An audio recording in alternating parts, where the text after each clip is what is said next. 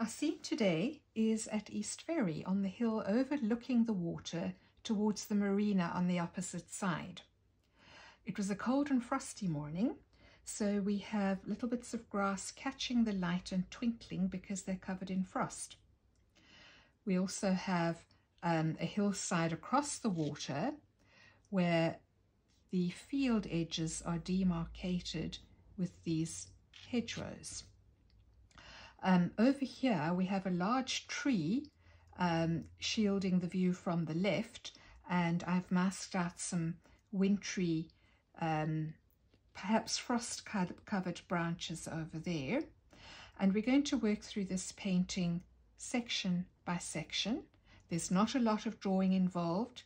There is a small amount of masking.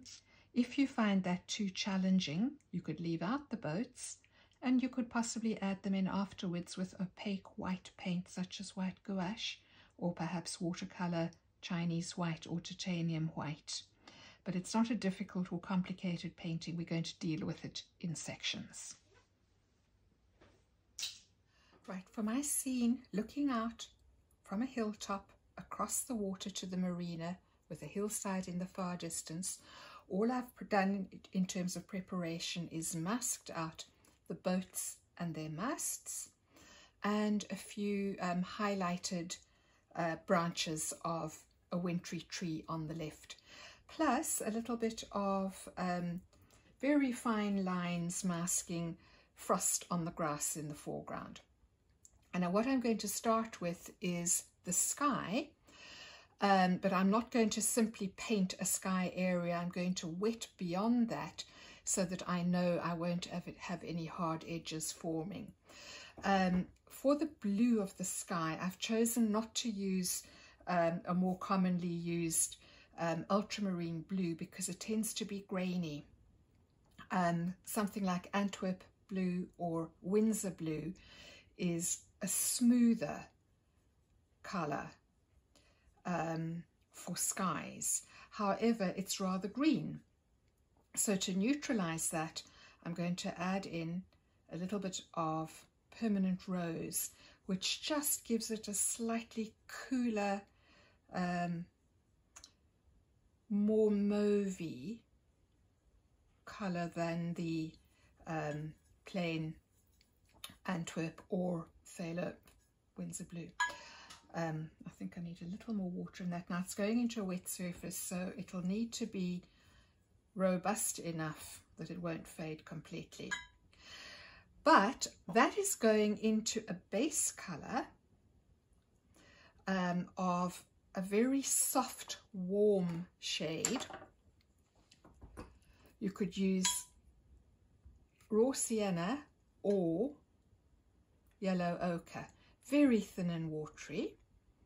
And to that is added a little of the permanent rose as well, just to warm it up, because you do get a lighter colour towards the horizon line. And a warm colour like this actually just gives the painting a glow.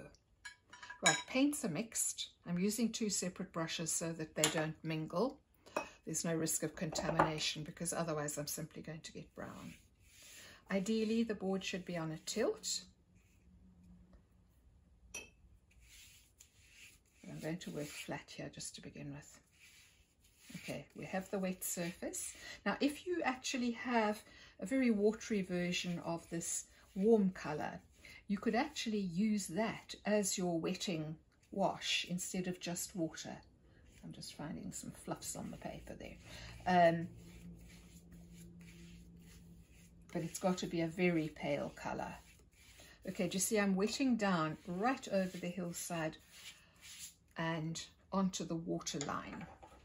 Then I'm seeing here's the top of my hill. So this is the area where I'm going to flush in this pale sort of poached salmon colour.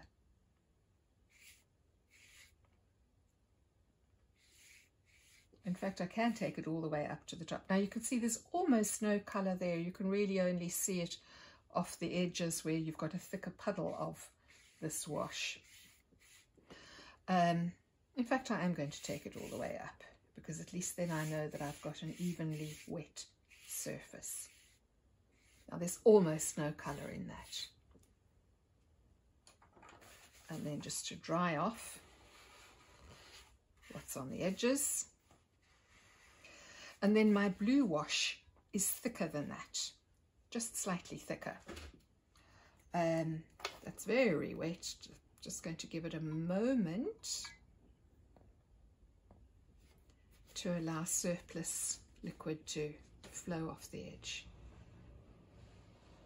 Okay, and then let's run in a few lines of the blue. Now here comes my horizon, so if I tilt this it'll flow down, but I would like it to lighten just before it gets there. Now I've got a bit of a light streak there, so while it's very wet I can come back in and just reinstate.